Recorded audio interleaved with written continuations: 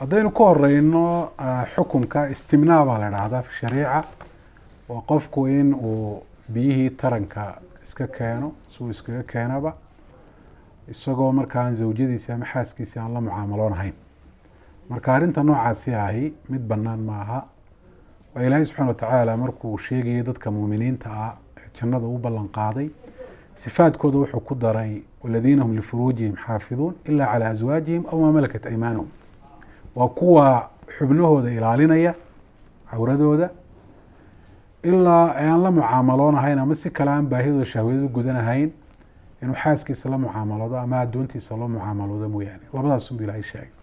tanna waa mid saddexaad oo labadaasi ka baxsan dhibaatooyin fara badan oo arrintaasi ay leedahay oo caafimaadna dhakhaatiirtu way sheegaan gaar ahaan mustaqbalka nolol wadaageed ee qofka dhalinyarta ah arrinta noocaasi ee caadeysta marka wax bannaan maaha waa naakixu yaddi waa qof gacantiisii markaa wax ka dayayo guursanaya yidhaahdaan culimadu qofka markaa dhalinyarta ah inta aanu guursan horta inuu guurka u degdego ayaa aada ugu fiican suu nebigu calayhi salaatu wasalaam ugu dhiirigeli uri yaa macshar ashabaab man istataaca minkum albaata falyatazawaj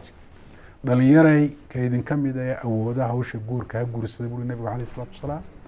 fainahu aqadu lilbasar waaxsanu lilfarji faa'iidooyinka ayuu sheegay guurka inuu indhaha laabo cawradiisana zine iyo xumaan inuu ka ilaaliyo ayuu guurka ku caawinaya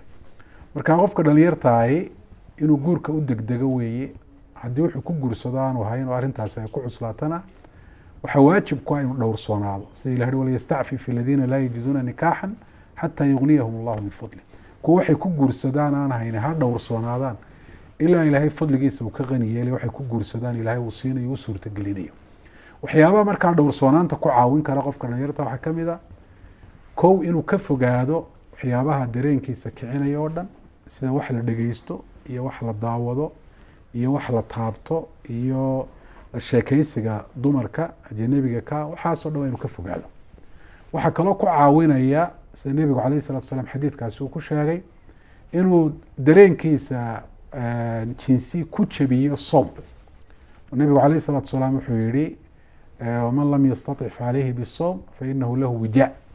kaan guurka awoodini ha sooma buuri nebigu calayhi salatu wasalaam guurku wuxuu yahay shahwad jabin buu soomku wuxuu yahay shahwad jabin oo qofku markuu soomo